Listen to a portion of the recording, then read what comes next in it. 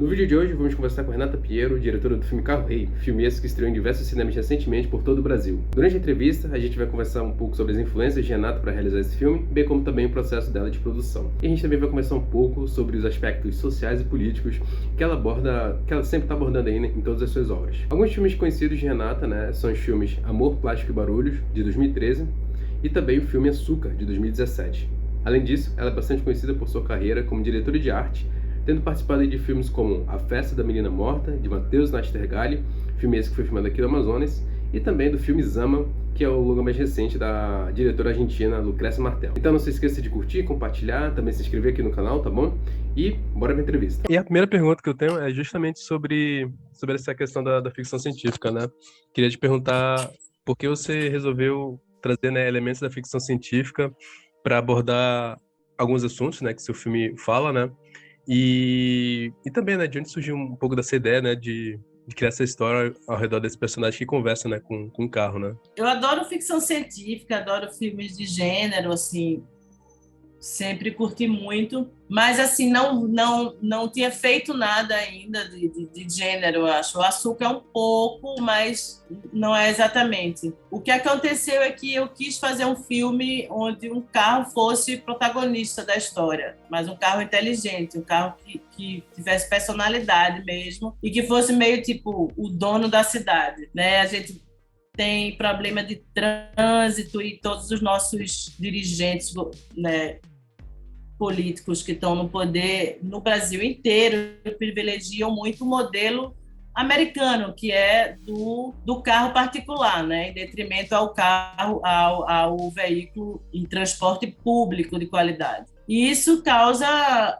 essas cidades caóticas que a gente tem, enfim, e mais desigualdade social também, Então, eu quis fazer uma coisa que já era muito óbvio na minha cabeça, que era, os carros são os donos, de fato, os donos das nossas ruas, das nossas cidades. Quando a gente começou a ir mais a fundo nesse assunto, é claro que a gente chegou em questões como transhumanismo, tecnologia, manipulação de massa, luta social também. Então, chegou em todos esses assuntos naturalmente, através desse ícone que é o carro. Então, daí para se tornar uma ficção científica acho que foi um processo muito natural, sabe?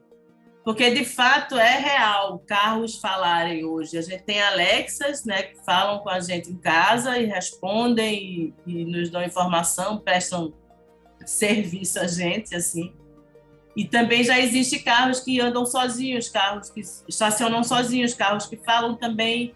Na época, eu pesquisei bastante, assim, e foi muito gostoso. Eu pesquisei, por exemplo, carros brasileiros de inventores desconhecidos, pessoas assim que decidem inventar um carro e vão até o final.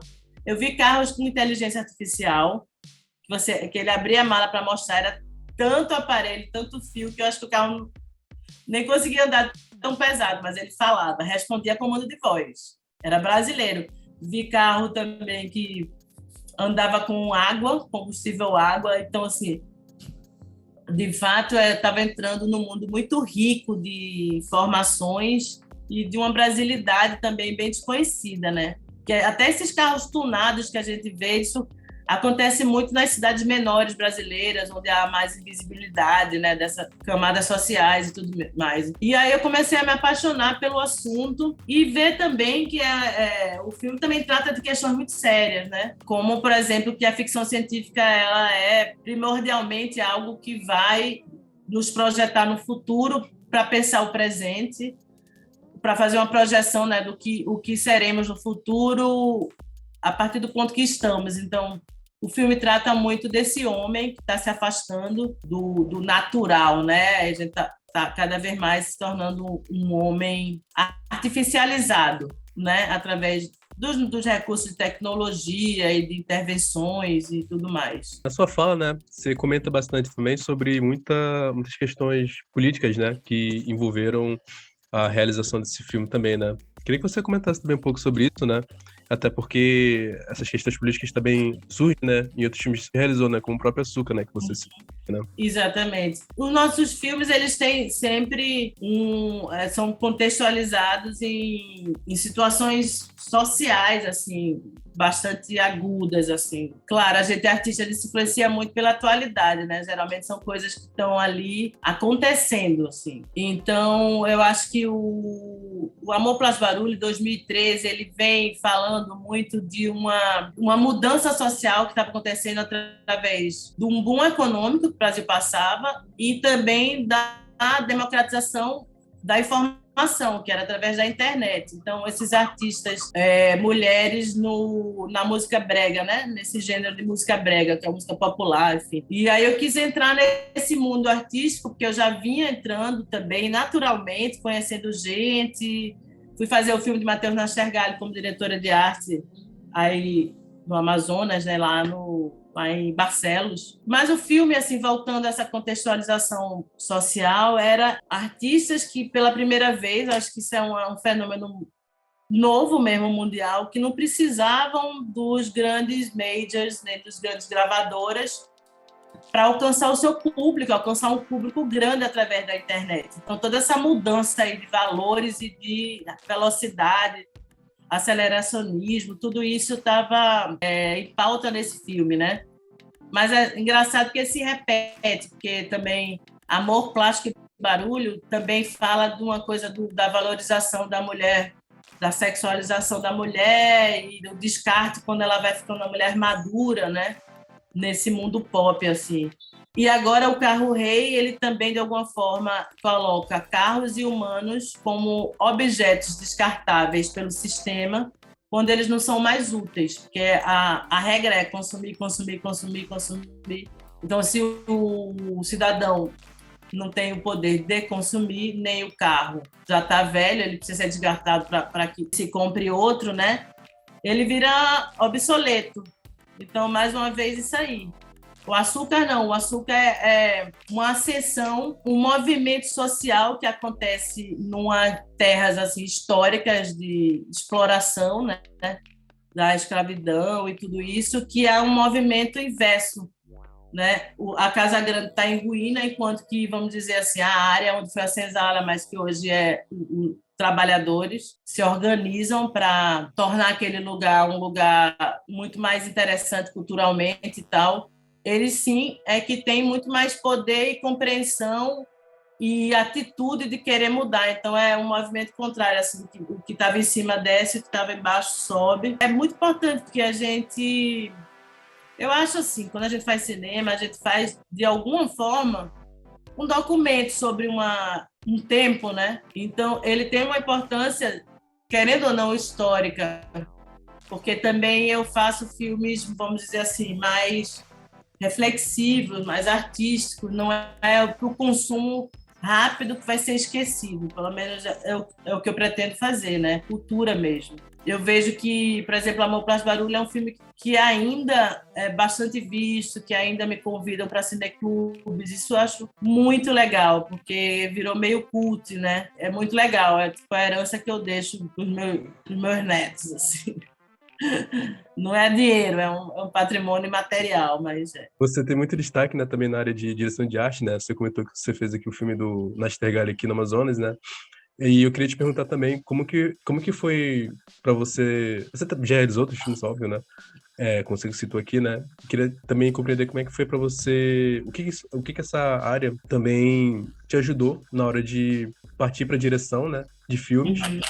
E o que em Carro Rei influenciou também, assim, na hora de você começar a pensar no projeto, de querer já pensar em alguns detalhes? Então, mas antes mesmo de eu trabalhar em direção de arte e cinema, eu tenho uma formação de artes visuais. Eu sou formada pela UFPE em artes visuais e fiz muito trabalho, videoarte, instalação. Trabalhei muitos anos com isso e foi através desses trabalhos de instalação que eu fui convidada para fazer cinema, direção de arte. Então, assim, meu repertório está muito ligado a esses anos de investigação plástica, de construção plástica que eu tenho com as artes visuais. E também na juventude, eu sou formada em teatro também. Então, parece que cinema me colocou num lugar de certo conforto, assim, das experiências que eu já tinha tido, enfim, profissionais, e que ali que no cinema eu consigo articular elas da minha forma, né? Mas, assim, o ofício de cinema em si, assim, foi fazendo mesmo, né? Não existiam tantas escolas de cinema no Brasil também, agora sim. Então, a gente foi aprendendo muito na prática, né? E tem filmes que eu aprendi mais, tem outros que não, ao longo da carreira de direção de arte, né? Mas o último que eu fiz, que eu acho que vai ser muito difícil eu voltar a fazer direção de arte, eu me desconectei um pouco, assim, foi da Lucrécia Martel, que é uma grande diretora argentina. Foi o último filme dela, o Zama. Foi bem importante, eu aprendi bastante só de ver ela trabalhando também, sabe? Então, tudo isso me ajudou muito na minha formação, assim. A gente está sempre aprendendo, né? Mas aí tem experiências que são mais marcantes, claro. E na hora de realizar Carro Rei, você trabalhou com algumas referências de filmes, ou de literatura, ou mesmo teatro, na hora de começar a pensar assim sobre Carro Rei? Eu não costumo trabalhar assim diretamente com nenhuma referência, mas a gente assistiu vários filmes, basicamente isso. E eu acho que literatura, na verdade, foi mais científica, entendeu? Assim, filosofia, ciência também, enfim, pensamentos. Estudamos transhumanismo, manifesto futurista também, que veio depois já do filme, que veio na montagem, quando o carro lá no final ele declama lá uma parte do manifesto futurista, né? A gente ia se aprofundando e ia galgando de acordo com o que o próprio roteiro ia pedindo, sabe? E aí a gente ia aos poucos e até terminar. Foi um processo, inclusive, muito cansativo e rápido, porque a gente tinha um roteiro que foi completamente modificado em 2018, ao longo de 2018, com muita crise, né? Crises e acertos, e vai, para a gente filmar em 2019, no começo de 2019. Então foi das etapas do filme que eu mais trabalhei, assim.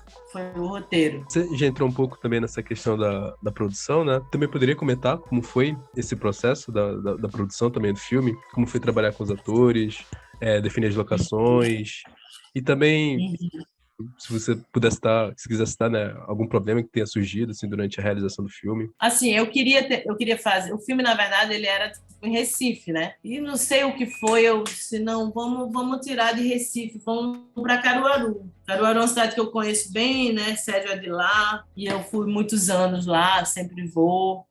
E lá é uma encruzilhada, assim, do Agreste para o Sertão, para a Zona da Mata. Então, tem muito carro de passagem, tem muita oficina, muito caminhão, tem autódromo. Então, a gente achou que era um ambiente perfeito para o filme, além do que você consegue entender onde termina a cidade, onde começa a zona rural, assim, muito, muito claramente, que Recife já está muito diluído, uma cidade se emenda na outra e tal. Então, era importante para a gente essa presença da natureza muito próxima à cidade. Então, só que, mais do que isso, o que é que eu pensava? Poxa, um processo em que todo mundo sai das suas casas e fica junto, entendeu? Fica ali trabalhando por conta do projeto. É um filme que, sabe, que as pessoas vão respirar o projeto e todo mundo que ia aceitando, a gente fazia questão de que entendesse que é filme de locação, né? A gente faz cinema, sabe, assim, se já dentro da minha bagagem de experiência profissional, eu curto muito, sabe? Porque você entra muito no processo, assim, mais facilmente. Você não tem os problemas, né, domésticos, assim. Mas, então, a gente fez uma grande família, porque a verba que a gente tinha não era para um filme tão grande. E todo mundo foi muito parceiro, sabe? Era uma equipe grande para os nossos filmes, era uma equipe grande. A gente ficou todo mundo num hotel lá em Caruaru, do lado de uma rodovia, inclusive. A cidade era muito legal nesse sentido de locomoção também, de uma locação para outra. Não se demorava tanto tempo como normalmente numa grande cidade, né? Então, tudo isso foi bem positivo. A gente tem até hoje um grupo de WhatsApp. Todo mundo se comunica até hoje, desde 2019. Então, virou meio família, assim. Foi um grande prazer, assim, poder... Nossa, é uma felicidade que eu me sinto realmente muito agraciada, assim, privilegiada, sabe? Porque você conseguir fazer um projeto fazer com as pessoas que você quer, sabe? Aí os atores lá, já mais perto da filmagem, os atores chegam, aí tem uma sala lá de um teatro comunitário que a gente alugou, aí tinha a preparação de atores, né? Então, tudo vai se armando assim, tudo muito azeitado, todo mundo querendo muito, acreditando muito no projeto. Então, foi muito legal a experiência. Dificuldade, eu acho que principalmente assim, para mim e para Sérgio, que somos também os produtores, os donos da Aroma Filme, né? Na metade, no meio do processo de filmagem, simplesmente o dinheiro, a última parcela da verba não saía. Início de 2019, entendeu? Início de 2019, mudança total. E a gente ficou no desespero. O que é que a gente faz? Sabe? Mas se parar, não tem mais como retomar. Toda essa estrutura vai ficar mais caro ainda. A gente vai terminar aqui, morrer na praia, sem o filme filmado. A gente teve que pedir emprestado dinheiro, não sei o que, para cobrir aqui e ali, conversar com um a um, pedindo um prazo maior de pagamento, e foi muito duro isso, muito duro, porque é uma estrutura grande, é uma estrutura que a gente gosta de ter uma boa comida, de ter um bom hotel, de ter um salário bom para todo mundo, entendeu? Então, assim, é baixo orçamento, mas eu não quero essa ideia, assim, de que é baixo orçamento, estamos na guerrilha. Guerrilha não, porque as pessoas vão sair de casa, vão trabalhar, não tem nada de guerrilha, todo mundo tem que receber e ser bem tratado, né? E essa responsabilidade era minha e de Sérgio, então foi bem difícil. A gente cortou cenas para poder continuar. Então, terminamos cortando várias cenas do roteiro que não foram filmadas, para diminuir o tempo.